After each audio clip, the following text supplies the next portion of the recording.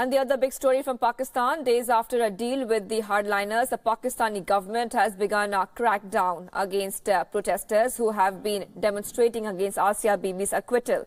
Meanwhile, the Imran Khan government is drawing criticism from its own members over its deal with the radical Islamist. Now, Pakistan's Minister of Human Rights, Shireen Mazari, has criticized her own government for striking a deal with the radical group who are opposing the acquittal of Christian woman Asia Bibi.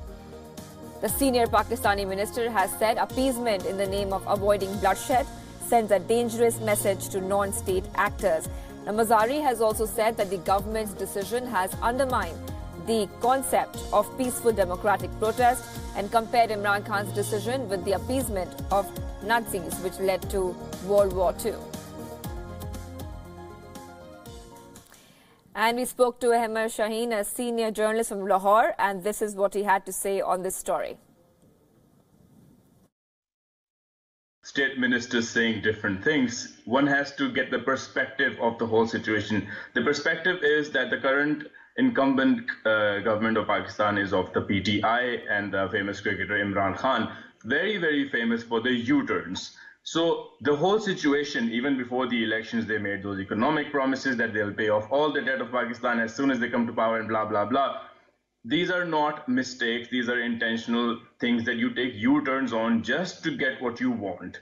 Similarly, anti-terrorism, they said so many different things to so many different stakeholders, things that people wanted to hear. Coming to the Human Rights Ministry, the Human Rights Ministry has to defend human rights, and there is no way she can say something else. So she says something that, of course, has no practical backing. Fawad Chaudhry earlier on said that they will take action against all the miscreants who are looting and damaging state property and all of that. Of course, that had no bearing. The funniest part of the whole scenario is that they did a U-turn trick with the terrorists, the people who are protesting and breaking down property and assaulting people, terrorizing the whole country. They did a U-turn with the terrorists. They said that we will put Asia Bibi, the woman that they want to get hanged for having a cup of water from a Muslim jug or bucket. They told the terrorists that if you go back home, we will put her on the ECL, without mentioning a tiny fact that they cannot do it without judicial intervention. So they went home, and now they've taken a U-turn on that too. They've taken a U-turn on when they spoke against the military and the security establishment. Perhaps that's the smallest U-turn, because the terrorists actually did apologize to the common people for suffering, but they did apologize to the institutions, the military and the judicial institutions. They also took a U-turn on the citizens. They promised citizens that they will be safe.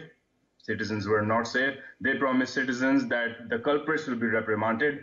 But guess what? The state is calling them martyrs. The alleged people who got killed, the alleged protesters who got killed, they're already being called martyrs by the country. Tomorrow, they will not be martyrs anymore, because this apparently has become the policy. Just appease everybody.